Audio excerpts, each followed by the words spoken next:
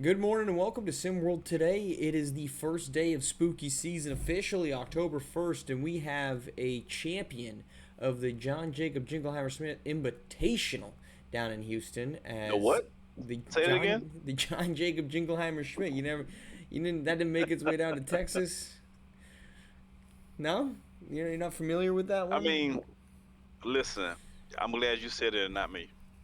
It's a song. You say John Jacob Jingleheimer Schmidt. His name was my name too. Whenever we go out, the people always shout there goes John Jacob Jingleheimer Schmidt. But then you progressively get slower. So look it up. It's a thing. Must have been a Northeast thing, I guess. I mean, that's the whitest name Maybe ever. I so. don't I know don't. where else you'd find a conglomeration of white people to be able to put that one together. But we had a championship game that was won by who else but the defending champions who just refused to pretty Champs. much lose anything. UCLA Yeah. Bruins roll over the Duke Blue Devils in the championship game. Roll over, I guess they kind of just stayed away from it. Rick, my biggest takeaway from this was it looked like Duke just ran out of gas having to play the doubleheader there. You know, you just got done winning their first game, which they took down South Carolina in a pretty competitive game, and like Victoria Silgauskas just did not look like he had anything left in the tank on his way to 2 for 8 and his worst showing of an early season. But what's your takeaway? The Bruins are still champions of everything that they have to play. Listen, I'm not going. I'm not going. I'm not going to rain on UCLA's parade. They're the champs. They came out, and whoever the opponent they had in this tournament, they beat. So we can say it's fatigue. We can say it's this. We can say it's that. But what we know for sure is they made a statement saying we are the champs until you guys prove otherwise, Mm-hmm. I and thought you got to respect that. Yeah, and I would say their most impressive win. Like I'm not to take away from the Duke game. I just think it's difficult for Duke. I mean, like, what do they get? Like 30-minute turnaround. Like this is your classic like rec league championship schedule. Um, their win over Alabama, UCLA's, really impressive because you get the huge night from Blaine Kidd yesterday or 2 days ago, and it's kind of like okay, so Blaine Kidd's gonna be the guy, and he does have a good night in the Alabama game, but inefficient. And then it's Koya Monroe who has the really great championship game, hitting four triples as Blaine Kidd just did not have a great day either games last night. Yeah, I mean, Blaine was to be the bona fide guy for the team, but this last game, obviously the one I called, he was like 5 for 20. 6 to 23. And he really oh, that's even worse. 5 for 20 sounding better. He did. 6 for 23. So listen, you got to sure that up. So I want to give UCLA extra credit because they won in spite of Blaine Kidd actually playing for Duke in the last game. Well, I He was mean, playing on Duke's team. He was unofficially playing on Duke's team. so the question mark we He had about tried to shoot him out. he almost accomplished it, yet he still was plus 10. He was the only player that was plus double figures in this game, a game high plus 10 for UCLA. And again, I think a lot. I'm not gonna I'm not gonna pour dirt on Duke for losing this game. I think that this was whoever won UCLA Duke. You get the championship trophy, whatever you get. That's about all I was gonna give them. And then otherwise, the game was not the game was abnormal circumstance, right?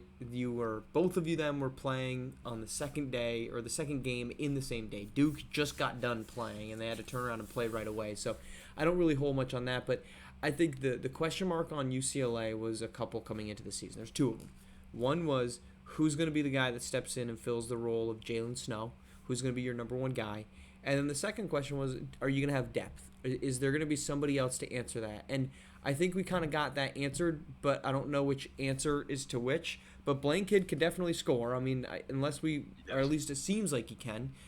Yes, Yeah. his day one looked a little bit different than his day two, but Koya Monroe too can also score. His day one looked a lot different than his day two, which he was really good. 8 of 14 on his way for 21 in the first game, and then 5 and 11 on a plus 10, 13 points, 5 boards, 3 assists.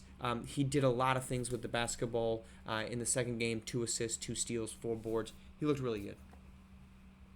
And let's not forget about Jordan Bamford, who played inconsistent minutes the last game, but was a very solid player, as well as JJ Ortega, the senior. So they have a really good guard play. Mm-hmm.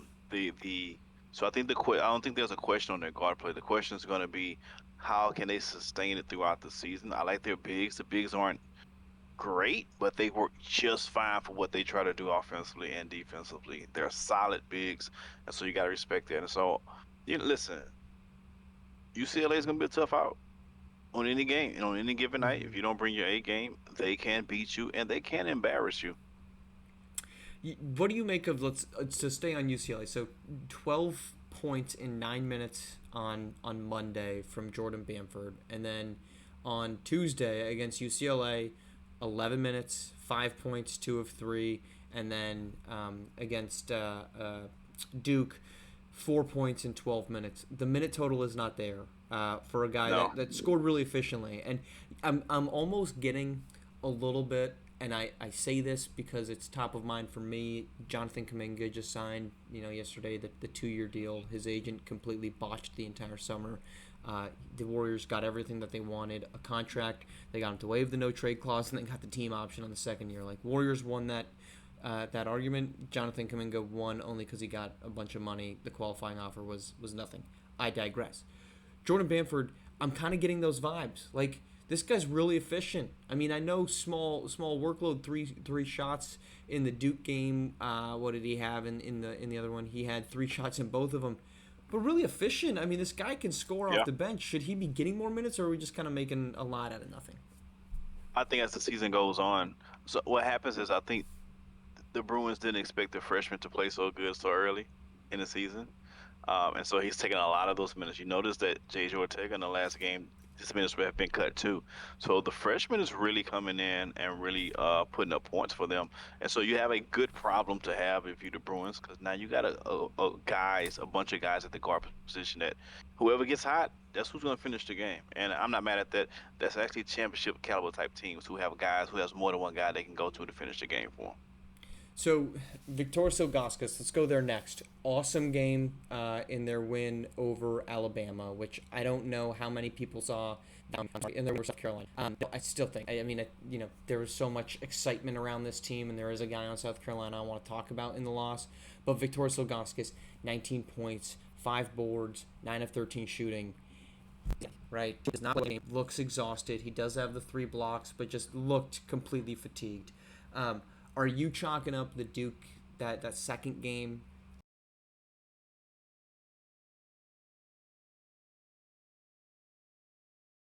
to fatigue, or was something maybe figured out a little bit too early to really like definitively say anything? But was what version are you buying? Game 1 and 2, Vic, or do we think the truth is more of game 3? I think the truth is somewhere in the middle. I think Okay. teams that don't have a big who can physically match his presence of some way. No one else is 7'2", 295 pounds. They got him listed 265. That's a ball headed lie. He's 295 easily. So when you He's a have, good point. but some of these college teams have like their biggest guy is 6'6", 6'7", 6'8". So he's going to abuse those guys anyway. So I think once you get those teams who can either match up against him with an individual player like on UCLA can, or teams who team concept can give him trouble, then you're going to see nights like that. It's going to be nice where he's going to have 25 points. It's going to be nice like we saw that he's going to have 8 points because his is predicated solely on matchups, in my opinion, offensively. So I would say that I think that I think we're going to see more on the 20. I think this is a guy that's going to average 15 to 16 points a game. I really chalk up the lackluster showing in the second game there to being the fact that you're in the second game and you're not fresh, because what we've seen from Victor Silgauskas when he's ready and when he's fresh and when he's not being inundated with having to play 2 games, highly efficient, very active. But to your point, you got a 300-pound But guy that's got to play. who's the bigs he's going up against when he had those games? But I would say That's this: what. how many bigs is he going to face over the course of a 30-game season that Not are many. actually his That's size? not many. That's why. And so again, that's why he's going to have a lot, like you said, a lot of those games, those big games. 'Cause Right, he's going to just be bigger and stronger than most of the guys he right, plays.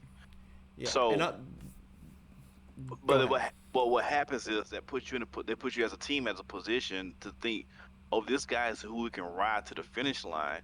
But depending on the matchup, when you get to the 16 and 8 teams left in the quad, you're going to get some bigs and some defensive team concepts that's going to say, "Nah, we're not having that." And then now you're going to get to see. You're gonna. Here's the thing. He's set up to do this all season, Mm-hmm. but when against the right team, he's gonna do. It's gonna look like that. He's probably more like this, Right. right? But it's gonna look like this throughout the season. Right. You're Sure. gonna be It's going to high on be him one week, and the very next high. week you're Right. gonna be like, "What happened?" But the reality of it is, he's a matchup problem. And outside of the matchup problem, once the matchup problem is a non-factor, then he offensively more times than not is going to be a non-factor. Speaking of a guy that's very clearly a factor, I think South Carolina came into this weekend, and I thought there was a lot of expectation, or maybe not expectation, but a lot of interest. And so Yeah, you have this team, you're ranked in the top 25, and it's kind of like they were good last year. South Carolina was fine, but there was a lot of hype around this team, and not only do you win on Monday, you played Duke competitively, you led at the half and yeah. just kind of didn't hold down the fort at the end.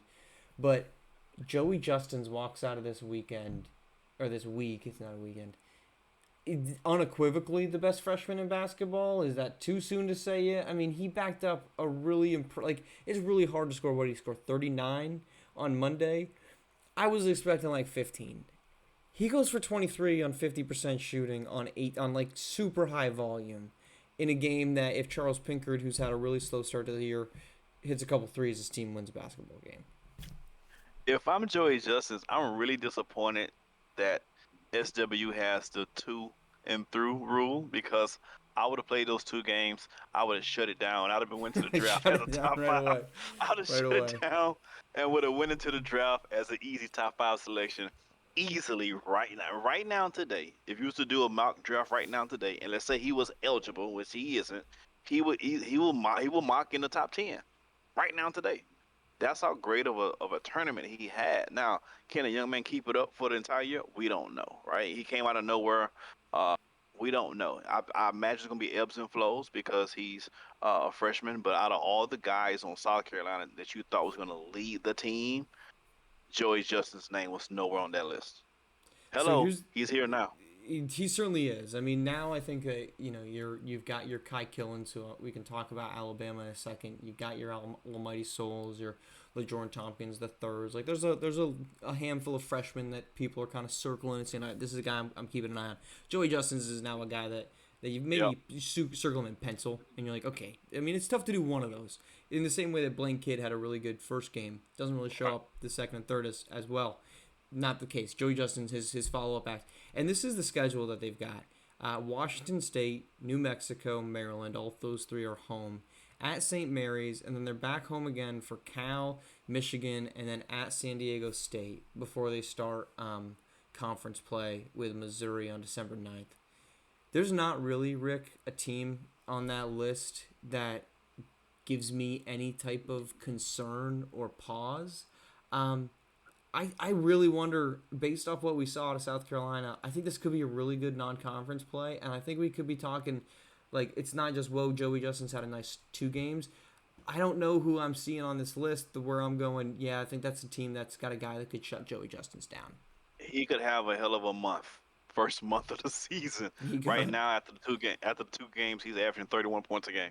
So he's obviously leading the league right now in that category. And again, he did it both times efficiently. So this is not a fluke where he got hot and all of a sudden everything just went big. He went into the second game after everybody saw the performance in his first game, and he still put up 23 points on 50% shooting. That's nothing to sneeze at. Has a good size. I just think he's one of those guys to watch right now. If I have a freshman class list of guys to watch, he's probably top five right now, and he's not five. Does Joey Justin's? I'm trying to see. We just get schedules. I'll have to take a look at their roster. I mean, Joey Justin's. This has always been the question for me: is what happens when Ripper gets back? And we're a long way away from that. 14 games, or 15 games was the length of the suspension. But if Joey Justin's is balling out, and South Carolina, Rip got to get in where he fit in. right, like I don't. This is the start of. I'm not saying anything definitive, but this was one of the things that I talked about with I can't remember who, but when Rip comes back, if this team's rolling, it's going to be a big spotlight on Ripacari. How do you fit in with the rest of them? And right now, the current trend is it's Joey Justin's, and then it's probably what Keandre Baldridge, and Yeah. then Rip. You can kind of fit in over here if Charles Pinkard can kind of figure out his shooting. Maybe he's in there too, but it wasn't that. That wasn't the expectation. That's starting to become the expectation. Yeah, like if they're rolling, if South Carolina's rolling, I see no reason why you want to break up you want to break up the flow of your coach Pope, right? I say I'm gonna go as far. This is gonna sound crazy. I will go as far as starting Rip coming off the bench as my sixth guy. You see what Duke does with Ivanov. Yep. He's a really good option with the second team. Can you imagine Rip against the second team? Like he has a chance to really feast. So I will start him off like that, kind of see what happens. Maybe they get funky and switch it up come tournament time. Throw teams out of look they haven't seen all season. But if South Carolina is rolling, I don't see why you would stop the train to let one person to get a front seat. And you start to be there's some pressure on Ripakiri at that point. Again, we're very early. We're 2 games in. We're a long way from this being the case, but we're looking ahead a little bit. Then it starts to be more of a knock on Akira if it's not seamlessly able to reintegrate, right? You see all these things are working really well. If it starts to be a little choppy, it's more on Ripakiri and not so much on the rest of the roster to acquiesce to his return. Um, And here, let me throw this out there. What if Rip comes back? Let's say South Carolina's rolling. What if Rip comes back? He's integrated into the starting lineup, and Rip starts balling out, but South Carolina as a team starts losing. mm-hmm. Yeah, I mean that's that. So if you're winning basketball games, it's kind of the big numbers, bad team kind of thing. If you're picking up big numbers, it's great for you, not necessarily great for the team Yeah. if it's not resulting in wins. Speaking of not resulting in wins, and we'll close with this: Alabama goes down, they fall obviously to UCLA. The big storyline around this Alabama team was the introduction of Kai Killens. 7 shots, 7 points, does fill up the rest of the stat sheet. 4 boards, 3 assists, 2 steals, does have 5 turnovers. Any concern right now with Alabama and maybe a little bit of a quiet start from Kai Killens? Maybe not quite the lambastic arrival on the scene that we've seen from Joey Justins. I mean, he's obviously no Joey Justins. That sounds crazy even to say that, right? But I think there's a lot of pressure coming to on this kid, and I think I've said this before, and I guess it goes unnoticed, unheard. I think Kai is going to be one of those guys on the team. I think he's going to be a guy on the team. I think there's going to be nights where Kai's going to get his, but I don't think you're going to see Kai get 19, 20, 21 points every single night. This reminds me of one of those great Kentucky teams or Kansas team where they got like 4 or 5 guys who can get it done. And I think on any given night, one of those guys can get it done. Oh, by the way, don't forget you have a great point guard in DJ Childs too who can get it done too. So 7 assists. and 11 colors. So when you got all these guys, depending on the matchup, depending on the night, I think some nights you're gonna see Kai get 20. I think some nights you're gonna see Kai get 7. That's no knock to his talent and what he brings to the table, but he just happens to be on one of those teams where the teams is loaded and they don't have to go to one guy the entire time. Yeah, let's look at their history and when you're at the volume that he was, which was 7 shots, one shot completely changes everything, right? If he goes 4 of 7 instead of 3 of 7, he's shooting over 50% from the field and 66% from Right. deep, and he's in double figures. So like that, literally one shot can change everything. But when it's a single digit, we're gonna kind of dive into it. But like, look at the shot charts for this. DJ Childs led the team with 12. Almighty Soul had 7, Levin Cutler 9, 7 from Killens, 5 from Falls, 4 from Parkin, and then 6 from Coco Bryce. By comparison, if we go to UCLA, who gets it rolling, their shot chart, if you're trying to look for guys that shot 5 or more, Koya Monroe takes 14, Blaine Kidd takes 23, 8 from Franklin Tyson, and then 5 apiece from Ortega and Mullins. The shot distribution for Alabama, to your point, this team's really deep. That's why there was this Yeah. excitement about this team coming back, is because they're really deep and Kai Killens is really good. I'm not obviously a big believer. I am in Kai Killens. I'm not raising the alarm that whoa, 3 of 7. He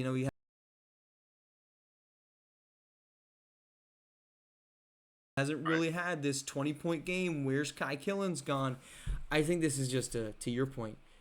Kentucky was deep back in the day. That's why, unless you were Anthony Davis or Karl Anthony Towns, you were, Devin Booker, Shea Gilgeous-Alexander, putting up pedestrian numbers by comparison, Yeah. but your Yeah. ceiling is massive when you get to the next level. Absolutely. I concern for Alabama? Or you still think this is a team that's going to be, No, competitive no, we're not. for a play? It's early, man. We're early in the season. There's no concern for Alabama. I think if you live in Alabama, the sky's probably falling because you thought you guys were gonna go Yeah, 32 you and can. 0, I guess. Yeah, you're right. You were going to win the So tournament. You're going to start yeah, he was everything gonna out. You're going to everything. play. There was no need to even play. Just give you the trophy and let you just take your bow and sit down. And it doesn't Yeah. work that way. So there's no concern right now. I just think they're gonna find a footing and they're gonna be just fine. Well, they cannot get their But national I will championship. say this.